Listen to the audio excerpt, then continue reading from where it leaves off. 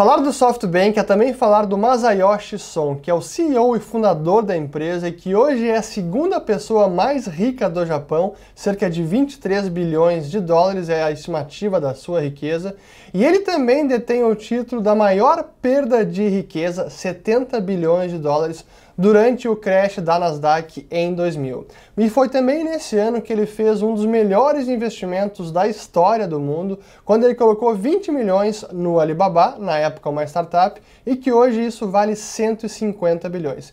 Além disso, o SoftBank ficou conhecido por ser um dos maiores investidores das startups mais quentes dessa década. E certamente ele ajudou a inflar um pouco de uma bolha de tecnologia por aí.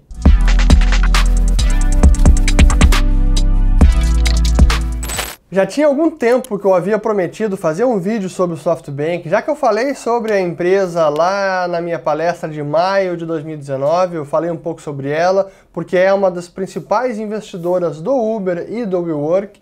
E depois falei nos vídeos sobre o WeWork, sobre o colapso, a derrocada do WeWork, e ainda não tinha feito um vídeo dedicado ao SoftBank. Então por isso que agora eu faço para me retratar e falar desse assunto, que é muito importante porque, de fato, o SoftBank acabou se tornando uma das empresas mais importantes em toda a cena de startups, de tecnologia, de empresas disruptivas e de venture capital, né? Capital de risco. E para falar do SoftBank, a gente tem que começar falando do próprio fundador, o Masayoshi Son, que é um sujeito icônico, e quando se fala do SoftBank a gente lembra do Masayoshi Son, também conhecido como Masa Son ou apenas Masa. E ele é um japonês que na década de 70 ele estudou nos Estados Unidos, ali no final da adolescência e início dos 20 anos. E ele, quando estava na Universidade de Berkeley, na Califórnia, ele tinha 21 anos, ele inventou um tradutor digital que ele vendeu para a Sharp por $1 milhão. Isso foi em 79. E aí depois ele voltou para o Japão e aí fundou a SoftBank Corp. E começou em 81, na verdade. E nessa primeira década, nos anos 80, era uma empresa que vendia software, distribuía software, depois entrou na parte editorial também, sempre voltado à tecnologia ou à internet. E aí foi em 94 que ele fez o seu IPO, abriu seu capital no Japão, e foi nessa década que ele entrou definitivamente na internet e em telecomunicações também. Em 96 ele trouxe o Yahoo Japan, o SoftBank trouxe o Yahoo Japan, o Yahoo para o Japão, em 96. E aí em 99 foi quando o SoftBank se tornou uma empresa apenas de holding, então apenas uma empresa de participação noutras empresas, como eles mesmos se definem, a Pure Holding Company. Isso foi em 99. E aí veio 2000 e veio o crash da bolsa, que ele perdeu todo esse dinheiro, quase quebrou, mas ele também teve muita sorte e visão, obviamente, porque foi nesse momento que ele fez esse investimento, que é considerado por muitos um dos melhores investimentos da história, quando colocou os 20 milhões no Alibaba, que hoje é uma participação de 26% e que equivale a 150 bilhões de dólares. E ele conta como ele conheceu o Jack Ma, que é o CEO da empresa, e como ele decidiu investir no Alibaba. Jack Ma is a very distinguished individual now one of the most successful entrepreneurs in the world. What is it that made you feel this was worth putting in $20 million? Well, he had no business plan and zero revenue. Employees, maybe 35, 40 employees. But his eyes was very strong eyes, strong, shining eyes. I could tell from the way he talked, the way he looked at, he has a charisma, he has a leadership. So his business model was wrong. It's the way he talked, the way he can bring young Chinese people following him. E aí em 2013 ele adquiriu, a SoftBank adquiriu a Sprint Corporation, que é uma gigante de telecomunicações dos Estados Unidos, e o SoftBank detém mais de 80% dessa empresa. Então definitivamente entrou na era de internet e tecnologia, e aqui a gente até pode ver uma imagem com a estrutura organizacional do SoftBank.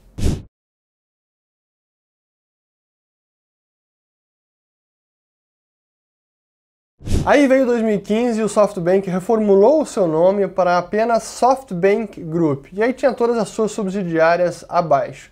E em 2016, final de 2016, foi quando ele finalmente estabeleceu o Vision Fund, que seria um fundo de investimento de risco, capital de risco, venture capital, que captaria 100 bilhões de dólares. E o fundo efetivamente conseguiu captar em 2017 os 100 bilhões. Os principais investidores são o próprio SoftBank, que tem são 26 bilhões de dólares que ele colocou no fundo.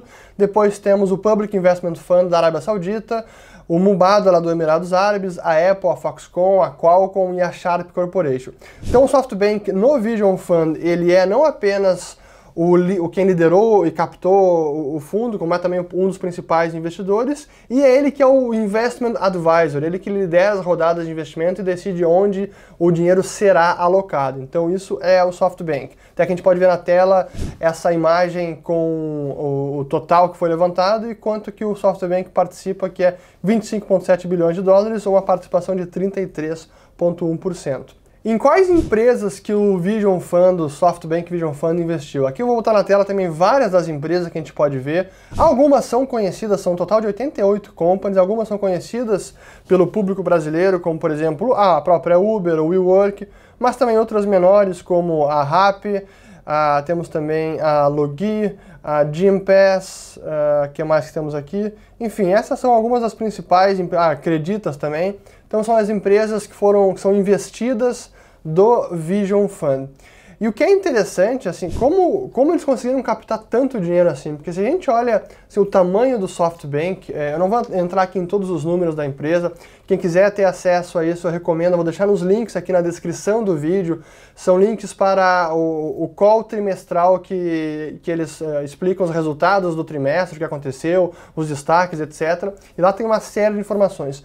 Mas é impressionante assim, o tamanho que a empresa tomou, por mais que seja apenas uma empresa holding, mas eles detêm participação em empresas muito importantes, inclusive no Vision Fund. E o SoftBank Group conseguiu captar 69 bilhões de dólares e é um custo médio, a sua dívida, o custo médio da dívida é de 2,32%. Essa é a taxa de juros média de toda essa montanha de dívida de 69 bi de dólares. É incrível mesmo o custo que ele conseguiu. E o que é interessante também é que, apesar de ter essa taxa de juros a 2,30%, é claro que ele emite no Japão, a maior parte dessa dívida está emitida em ienes, no iene japonês, e que lá a taxa de juros, como todo mundo sabe, está em menos 0,1%. Então o cenário de juros é muito baixo. Mas mesmo assim, a empresa é classificada em grau de não investimento, é BB+, pela Standard & Poor's, então é grau de investimento especulativo, é junk bond, já é considerado junk ou lixo a partir daí, como é o Brasil, por sinal, também. Mas enfim, e qual é uma performance recente do grupo, né? Até para ver, olhando aqui os slides dessas apresentações, a gente vê como eles já admitiram que tinham uma grande redução no lucro e que tinham um WeWork problem, então o problema do WeWork, adivinha do WeWork, tem até aqui o slide na tela que eu vou mostrar, esse é um slide da apresentação deles, que é incrível. Então para se ter uma ideia, né, eles tiveram com o WeWork foi um prejuízo de mais de 70%, ao redor de 70% de tudo que eles colocaram no WeWork, foi ao redor de 10 bilhões nos últimos 2 anos, e tomaram um prejuízo de 70%, fruto do fiasco do IPO, que não conseguiram levantar e tiveram que resgatar o WeWork ainda. O próprio SoftBank acabou sendo um dos salvadores do WeWork. E aqui a gente vê o slide com o total que foi investido e o valor desse investimento a dias de hoje, né? Se a gente olhar também o resultado do WeWork nesse primeiro semestre do ano fiscal 2019, vejam que comparando com o ano de 2018, teve lucro e agora um prejuízo de menos 15,5 bilhões, menos 15,6 bilhões de ienes, aqui está no iene japonês, então foi levemente negativo. E por quê? Por conta das perdas geradas no Vision Fund. E que é interessante também se a gente olhar que o valor patrimonial, tá? O shareholder value, o equity value, de todas as participações do SoftBank, vejam ali o principal é o Alibaba, depois temos o SoftBank com 44 bilhões de dólares, o Alibaba 123 bilhões, o Sprint 29, e aí tem o SVF, que é o SoftBank Vision Fund, com 29 bilhões. Isso dá os 256. Tirando a dívida líquida, que é a caixa menos a dívida que está no balanço, 50 bilhões, chega-se ao shareholder value de 206 bilhões de dólares. Guardem esse número que eu vou voltar a ele, que está aqui nesse slide, 206 bilhões de dólares. Guardem esse número. E aí quando a gente olha também a performance do próprio Vision Fund, que foi um dos principais responsáveis pelas perdas que teve o SoftBank nesse semestre, olhem só o seguinte, nesse slide aqui a gente vai ver o destaque do investimento acumulado. Então teve um valuation gain, um ganho na avaliação das empresas de 12,5 bilhões, digamos que isso aqui é ganho de papel, não foi realizado ainda. Aí tem o ganho realizado de 4,7 bilhões, que é 17,2 bil total. Então isso se refere a 37 empresas. Aí tiveram um markdown, então a marcação a mercado para baixo, uma redução de valor de menos 5,8 bilhões, e se refere a 22 empresas, que levou o acumulado de 11,4 bilhões, um ganho de valor. Mas esse é o sinal, e aqui a gente pode tirar desses slides, esse é o sinal por que o mercado começou a se questionar com relação ao Vision Fund e a capacidade do Masason de conseguir bons investimentos, de identificar boas empresas, porque aqui, imagina, de 22 empresas tiveram uma redução de valor e 37 uma alta de valor. Pô, é realmente algo que preocupa, sendo que aqueles das 37 que tiveram um ganho de valor, aí não é valor realizado, é a realizar no futuro se elas forem vendidas. Então, olho também com relação a isso. E aí, por que eu digo que o SoftBank é uma empresa que acabou distorcendo o mercado de startups, da cena toda de tecnologia e de capital de risco, né, Venture Capital? Porque ela conseguiu levantar com seu Vision Fund 100 bilhões de dólares. E para se ter uma ideia do tamanho que é esse fundo, olhem aqui os principais fundos dos últimos anos, aqui de toda a história de Venture Capital. Então temos em primeiro lugar, em dezembro de 16, está errado aqui em vez de 18, temos o SoftBank, que foi o Vision Fund com 100 bilhões ainda em 2016. E aí depois o segundo lugar tem apenas 15 bilhões, que é esse fundo da China. Depois o fundo conhecido Sequoia Capital com 6 bilhões em 18. O Tiger Global Management com 3,8 em outubro de 18. E assim vai. Então vejam que empresas como Andreessen Horowitz ou Union Square Ventures, que é do Fred Wilson, nem constam nessa lista aqui dos 8 primeiros, para ver o tamanho que é 100 bilhões de dólares. É muita coisa. E o que é impressionante é que isso também faz com que ele distorce. Como ele captou em 17 esses 100 bilhões e ele investiu praticamente tudo em cerca de 2 anos, é muito dinheiro despejado nessas empresas em startups em muito pouco tempo. É claro que isso vai distorcer o mercado, é claro que isso vai inflar o preço de várias empresas. Então é o maior fundo de Venture Capital de toda a história. Além disso, eles investem apenas ou majoritariamente em empresas chamadas de late stage, ou no estágio mais final de Venture Capital. Vou botar de novo agora mais um gráfico na tela. Veja, isso aqui é um gráfico da Crunchbase, mostrando quanto foi levantado nos últimos trimestres por cada etapa de Venture Capital, cada fase de investimento. Aí temos Angel, Early Stage, que é o verde, o Late Stage, que é o amarelo, e por fim Technology Growth. O Late Stage, que é onde o SoftBank investe, não é tão grande assim, é cerca de 20 a 30 bilhões por trimestre. Então dá para ter uma ideia aqui que nesses últimos trimestres é quase que 80 a 90% o SoftBank colocando capital nas empresas. Então é claro que isso vai ter um impacto determinante nas avaliações de vários ativos, nos preços de vários ativos. E ele também, como tem um ticket mínimo de 100 milhões de dólares, ele não vai desembolsar menos de 100 milhões para investir numa startup, ele também infla o preço e acaba criando da noite para o dia vários unicórnios, aquelas empresas que valem acima de 1 bilhão de dólares. Eles criaram alguns unicórnios no Brasil, botaram 100, 250 milhões de dólares, da noite para o dia torna a empresa bilionária. Então é claro que também tem esse papel muito importante. Uma outra consequência interessante do efeito do SoftBank, acho que é essa parte final agora, que é o principal objetivo do vídeo, é falar um pouco os efeitos que teve o SoftBank pelo Vision Fund no mercado de Venture Capital, de startups, etc. Então, por também investir em late stage, principalmente, empresas que estão no estágio final, ainda não é private equity, mas poderia já talvez fazer o seu IPO, mas como o SoftBank tem um capital, tem muita bala na agulha, muitas empresas começaram a se manter com capital privado, capital fechado por mais tempo. Em vez de recorrer a um IPO e abrir o capital na bolsa, recorre ao SoftBank. Pô, já que os caras têm dinheiro sobrando, vamos vender para eles uma participação do que ir abrir o mercado e se sujeitar ao escrutínio de uma empresa que tem ações listadas na bolsa, que tem que divulgar informações financeiras e o balanço todo trimestre. É muito melhor se vender para o SoftBank e não precisar abrir o capital. Então esse foi outro efeito do SoftBank.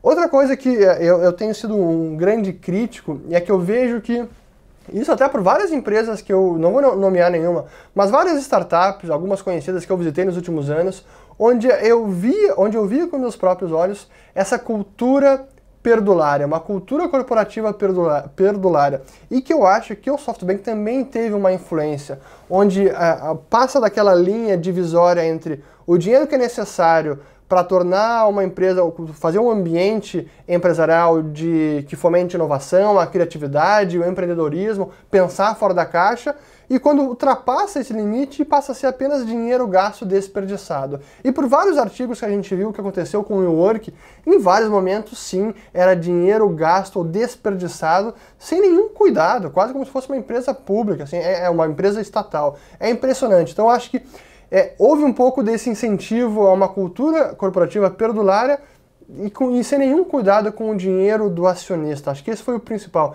nenhum cuidado com o dinheiro do acionista.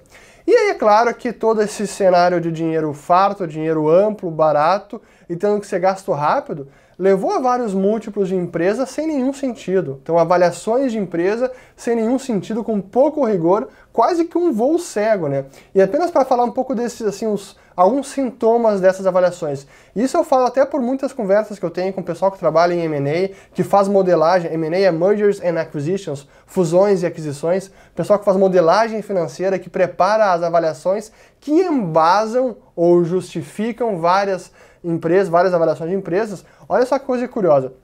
Para quem é desse meio vai se identificar. Então, até um parênteses isso aqui. Um dos principais modelos de avaliação é o chamado DCF, Discounted Cash Flow Model, modelo de fluxo de caixa descontado, onde o que se faz é projetar o fluxo de caixa futuro de uma empresa e aí se traz o valor presente usando uma taxa de desconto. Só que no último ano de projeção se utiliza um valor de crescimento, que seria o último fluxo de caixa, que vale para a perpetuidade do negócio, porque o negócio não para, mas é impossível projetar fluxo de caixa para 20, 30, 50 anos.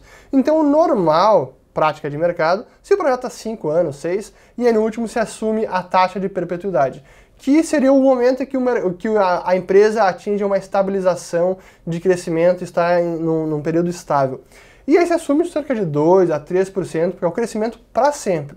Nesse caso, a gente viu muitas empresas projetando crescimento de 10% na perpetuidade. E outra, às vezes projetando a partir do terceiro ano de fluxo de caixa. Ou seja, o primeiro ano no 0 já perdeu, ano 1 vou seguir perdendo, no ano 2 vou seguir perdendo, aí no 3 invento já um fluxo de caixa positivo e faço a perpetuidade a partir disso. Um negócio muito louco. E aí quando você olha a avaliação final da empresa, nessa modelagem financeira, mais de 80% do valor dela vem da perpetuidade, ou seja, de um futuro altamente incerto. Aqui encerro esse parênteses. Mas o que eu quero dizer com isso? Que essa influência de inflar ativos também faz com que o papel aceita tudo. É a chamada riqueza de papel, paper wealth. Você bota a modelagem que quiser, tem gente que vai bancar essa conta, que vai justificar esse valor e bota lá o dinheiro e o modelo não tem pé nem cabeça. O modelo financeiro não tem pé nem cabeça. Então isso apenas para falar de avaliação. E outra coisa interessante também, que é um pouco o estilo do Masason e do SoftBank de negociação com as empresas, com as investidas. Isso eu sei por relatos de CEOs, fundadores de empresas de tecnologia que inclusive conversaram com o SoftBank porque estavam em rodadas de levantamento de capital. E o que é interessante é o seguinte, primeiro, o lucro era quase visto como algo ruim. Então o sujeito sentava com o SoftBank, eles viam os números, pô, o cara já está dando dinheiro. Cara, não é uma boa, você está dando dinheiro, é ruim porque se você já dá dinheiro, aí trava o múltiplo, porque eu já sei qual é a sua rentabilidade, e eu não consigo justificar um preço maior porque não tenho uma incerteza da sua rentabilidade futura. Então isso quer dizer que você está deixando dinheiro na mesa, podia estar gastando mais e crescendo mais a sua base para poder dominar o mercado. Então a gente vê, é óbvio que eu estou aqui parafraseando, né, o que seria o cara do SoftBank. E aí, concluindo isso, é tão absurdo, e é quase como uma obsessão com crescimento exponencial, crescer, crescer, crescer, crescer a base acima de tudo, que aí chega ao cúmulo de que o lucro e a rentabilidade presente é pior. Ou seja, é pior o lucro presente, porque seria melhor, é pior a certeza do lucro presente do que a incerteza de uma rentabilidade futura. Olha que insanidade! Mas é exatamente isso que gente do SoftBank acaba valorizando mais, e eu vi isso em palestras, em conferências que eles estiveram presentes, em artigos que eu li, e também por relato de gente que esteve sentada mesa a mesa. E o que é curioso também é que de todos os potenciais investidores desse relato desse amigo meu, os menos diligentes e os mais apressados foram justamente o pessoal do SoftBank. E isso também vai justamente ao encontro do que vários outros relataram, do que é o estilo do Masa Son. Ele mesmo se gaba, o Masa Son se gaba, que ele fechou com o Jack Ma lá do Alibaba em 2000 em 20 minutos, que ele também fez uma conversa de 20 minutos com o Adam Neumann do WeWork, e que lá ele decidiu.